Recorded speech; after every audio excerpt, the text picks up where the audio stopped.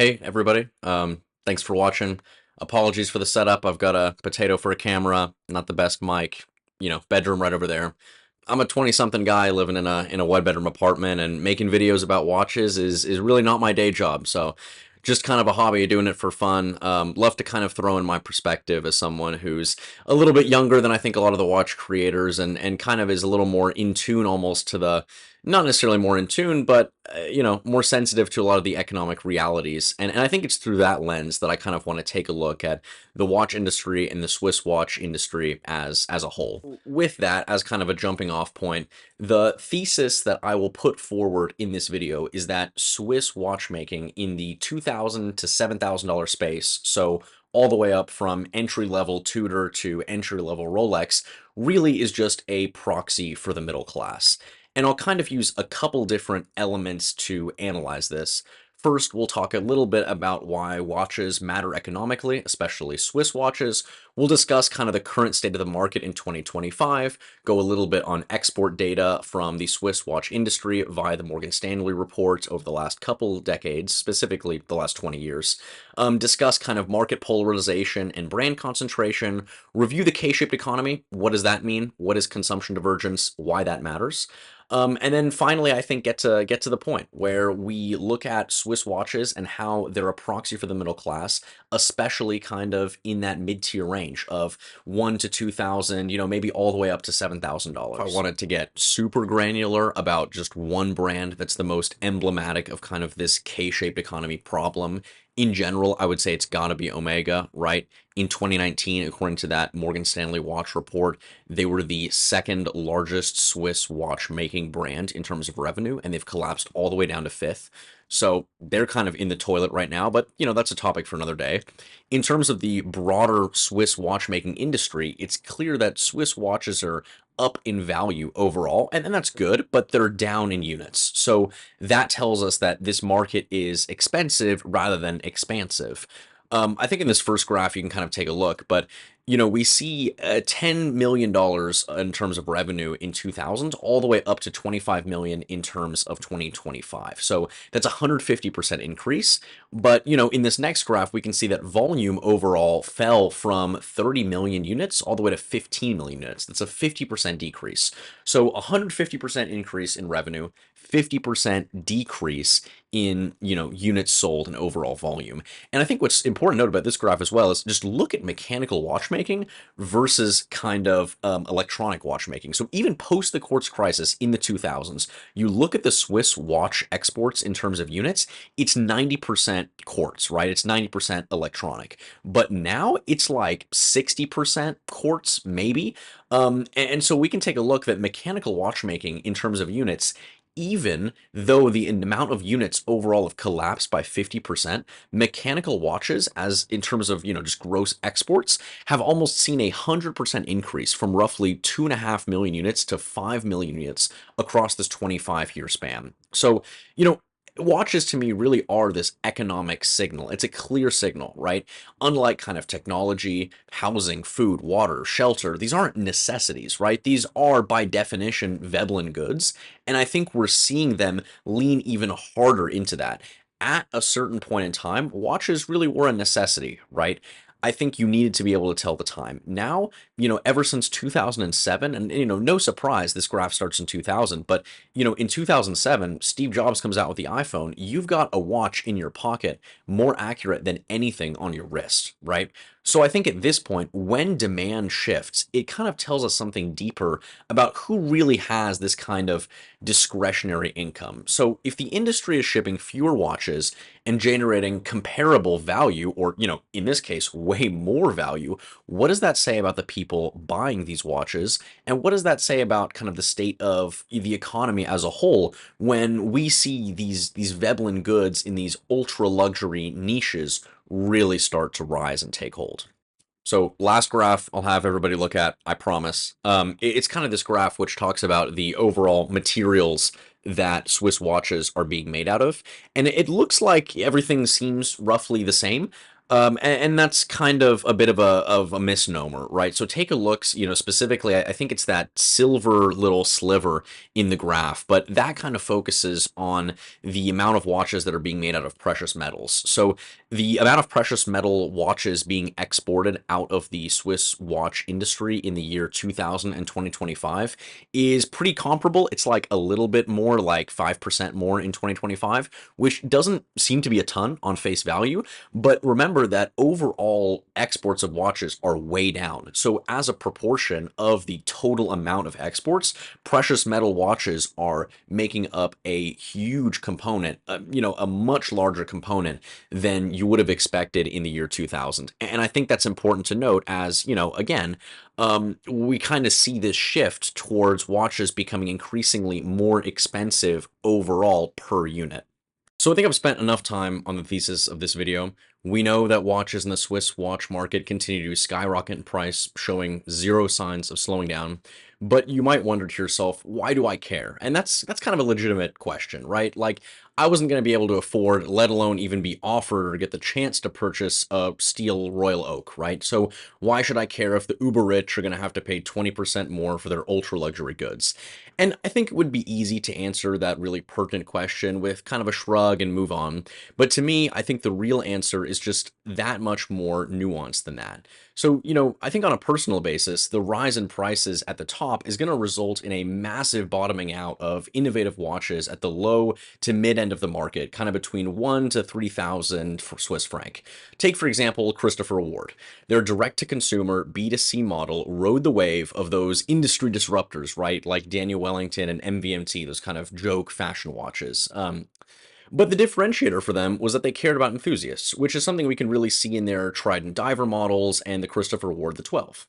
However, I think we're going to start seeing less and less of this innovation at their price point. Think about it, right? Besides Christopher Ward's Bel Canto and the Loco, both of which, by the way, retail in the 4 to 6K range, so well out of this kind of bottom to middle market that I've kind of artificially assigned. What have been the greatest movement or dial or case innovations that we've seen in the last 5 to 10 years at the sub 3K range? I mean, I can't think of anything other than like really cool dials that San Martin is making. But, besides these kind of Chinese homage brand factory watches, it's really not a lot coming out of Swiss watchmaking. I mean, maybe the Tissot PRX, right? But I mean, they're reaching back to the 70s to grab a model there, and that kind of spoke to a cultural zeitgeist at the moment. But I don't think by any means, we're sitting here and calling that as innovative as the Loco or as innovative as the Bel Canto, right? In general, as Swiss watches have continued to become less and less useful for true accurate timekeeping, I think Swiss watch executives have really started to realize what a lot of other luxury and Veblen goods manufacturers have long since known about, right? It's this fact that moving upmarket yields higher profit margins. Every single company in the 2 to 5K franc range is fighting for the scraps left over by the big boys at the top.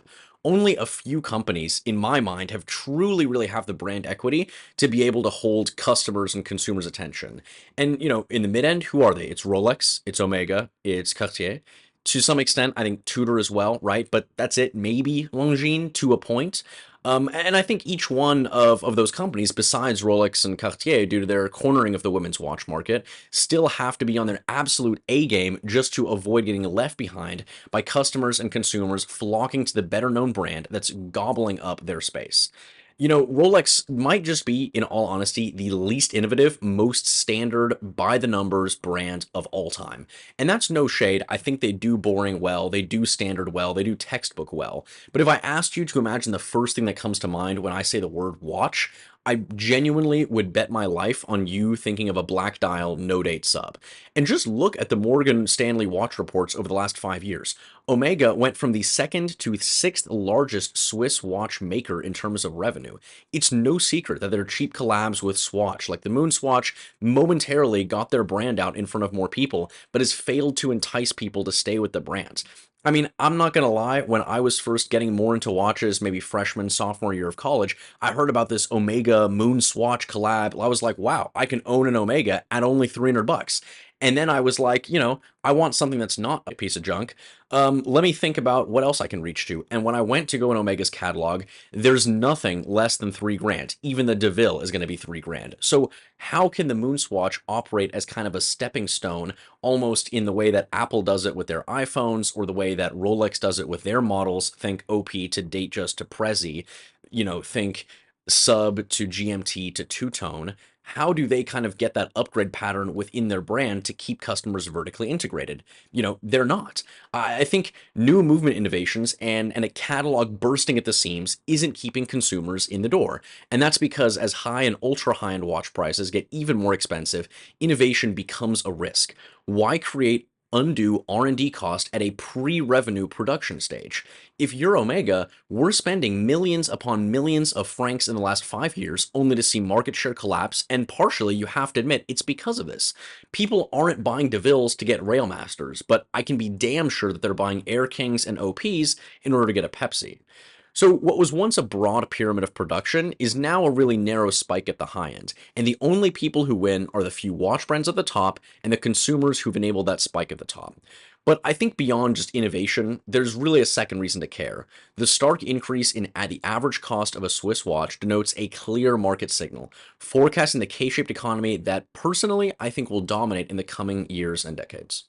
Finally, let's kind of address the big topic for this video, right? What is the K-shaped economy?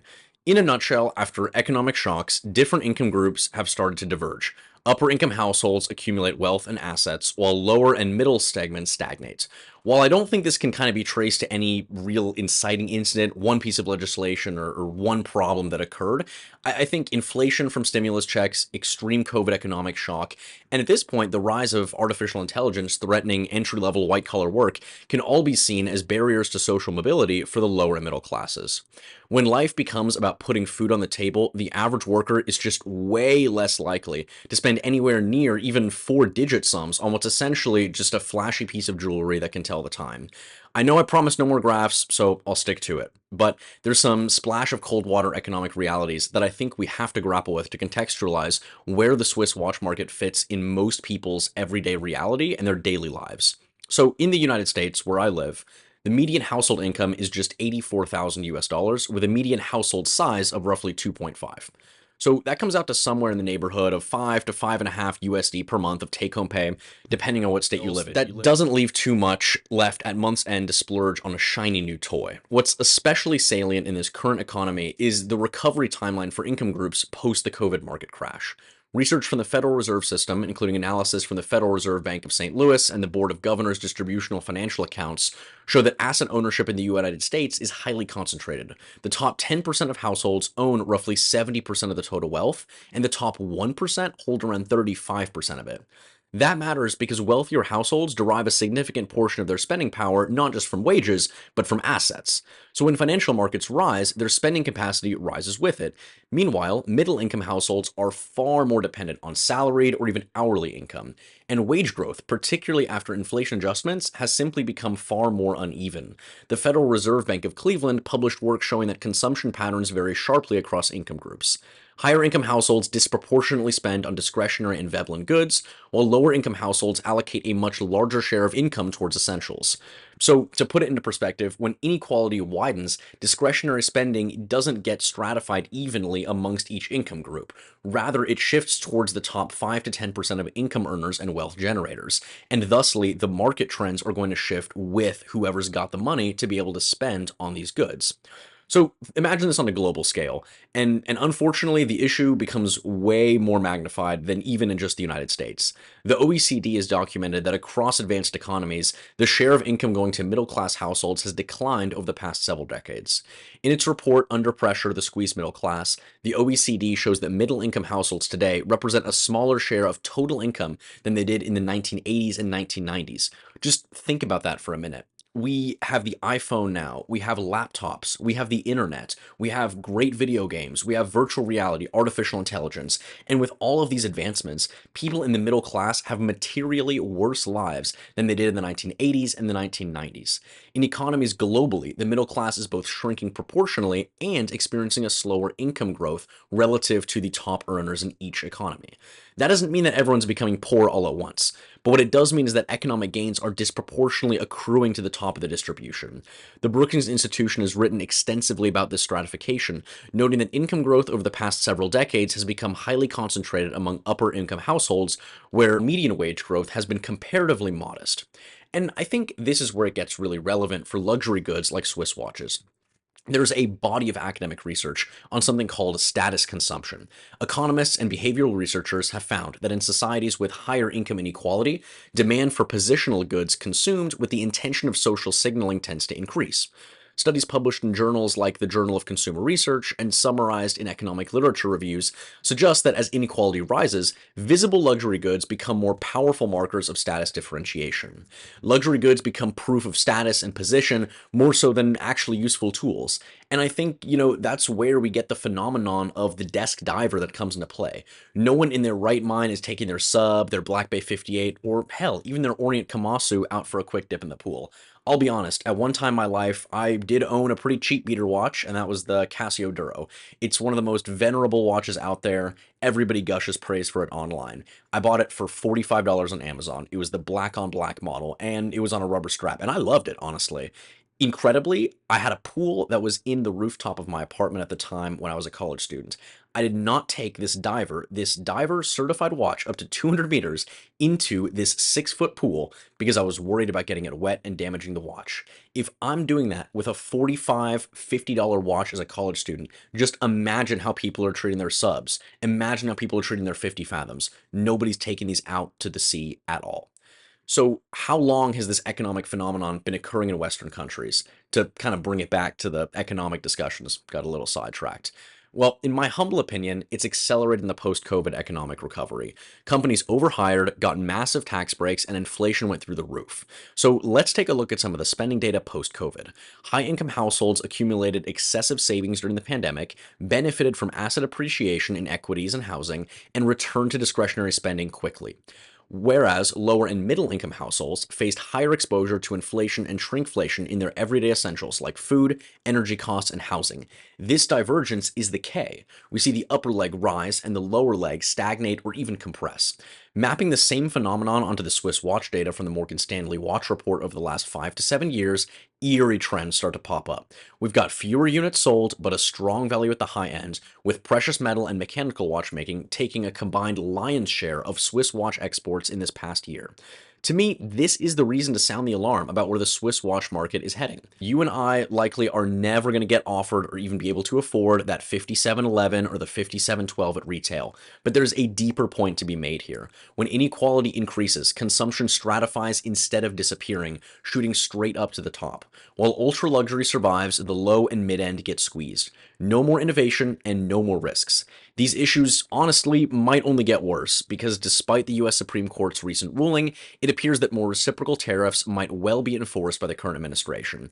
And who can eat these 15 to 20% increase in costs? The average AP or Patek buyer? Absolutely. The average Tudor or Longines buyer? Maybe. The average Tissot and Hamilton buyer? Never. Where do we go from here? I think in a lot of ways, there isn't kind of a band-aid on a bullet hole type of fix for this situation. In many ways, I think that this kind of unattainability is almost a feature rather than a bug of the Swiss watch market. Think about what it means to be luxury. I always laughed at those adverts and those advertisements that were talking about affordable luxury because I think by definition, luxury has to be something that's both desirable and somewhat unobtainable. Whether it's done so through, limited production, you have to kind of buy the code 1159, you have to buy the Calatrava before the Nautilus. It can be done in that method, or it can just be done with price exclusivity. Not everybody simply put has $14,000 to go spend on a Vacheron Constantin 56, right? I mean, I certainly don't. I'd love it. And, you can't, even then, you can't walk right into an 80 and get it. So I think that we're going to see these watch prices continue to rise and people continue to escalate towards the high end. But as a community, the one thing we can do is start to show love and start to show praise to a lot of innovative models on the low end. What I would love to see is, legacy group brands like, Swatch brand groups. Think Mido, think Tissot, think Hamilton at that lower end, being allowed to be more innovative innovative and being allowed to take more risks and take more chances. And ultimately, the only thing we can do really is vote with our wallets. We can reward these brands financially by talking about them online, by purchasing a lot of their watches, and making it known that taking a lot of risks, especially at the low to mid end of the market, is going to be really rewarded by, high revenue growth for these companies. And that means we're just going to have to get more people in the hobby. So thanks again for everyone who took the time today to watch my video. I really appreciate it. I look forward to seeing you guys next time.